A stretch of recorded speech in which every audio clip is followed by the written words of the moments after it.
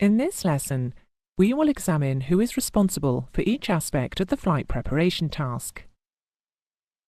Although it is the operator's responsibility to ensure that both an operational flight plan is completed and also an air traffic services flight plan is submitted, the remainder of the responsibilities for flight preparation rest with the aeroplane commander.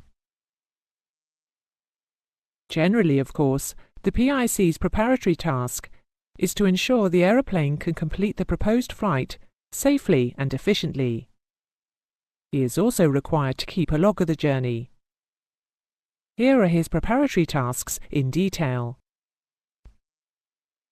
Firstly, he must ensure the aircraft is airworthy and complies with both the Configuration Deviation List, CDL, and the Minimum Equipment List, MEL. Secondly, he must ensure all documentation is appropriate and limitations complied with. Thirdly, that the mass and balance and performance of the aircraft allows for a safe flight. And finally,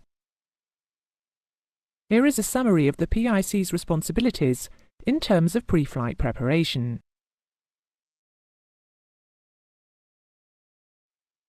The next group of rules, although they may apply at other times, are targeted at that time between boarding and immediately before takeoff. Here, we will examine the general responsibilities of crew members. Firstly, regarding when they should be at their assigned stations. In the case of crew, the assigned station is a specific seat, either, in the case of flight crew, on the flight deck, or for cabin crew, in the cabin. Flight crew members must be at their stations during takeoff and landing, and should be at their stations at all other times, unless there is a good reason why they are not. In all cases, there must be at least one pilot at the controls at all times. The flight crew should of course be alert. However, if fatigue is an issue, controlled rest may be taken. Controlled rest may only occur in periods of low workload. Usually, the PIC will organise a rota, such that each flight crew member in turn is allowed to nap, often while still seated at his station. When seated, each flight crew member must have his safety belt secured. Additionally, for takeoff, landing, or whenever the commander deems it necessary, he must also have his harness secured. The cabin crew must be at their stations during the critical phases of flight, defined as takeoff, initial climb, final approach, and landing. The flight crew must wear their headset with boom microphone and use it as the primary device to listen to air traffic services in the following circumstances: when on the ground and receiving their departure clearance, or when engines are running, or when in flight and below the transition altitude, or 10,000 feet, whichever is higher. In all cases, they must be worn when deemed necessary by the commander. The operator must establish procedures to ensure that before taxiing, takeoff and landing, all exits and escape paths are unobstructed. The cabin crew will follow these procedures and also check that passengers are strapped into their seats at the required times. Additionally, the PIC has the following responsibilities. He must ensure that before takeoff and landing, and whenever deemed necessary in the interest of safety, all equipment and baggage is properly secured, and ensure that relevant emergency equipment remains easily accessible for immediate use. The rules concerning passenger restraints, including for an infant seated in an adult's lap, are these.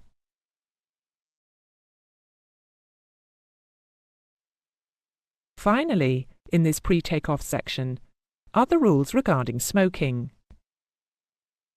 Again, they are self-evident, so here they are.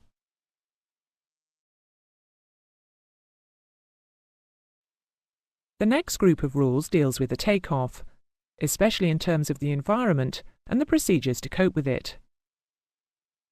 As you may imagine, a successful operation requires the conditions at the departure aerodrome, en route, and at the destination, or its alternate, to be suitable. If the conditions at any of these places are below the required minima, there is no point in commencing the flight. In fact, EU OPS makes it illegal to do so.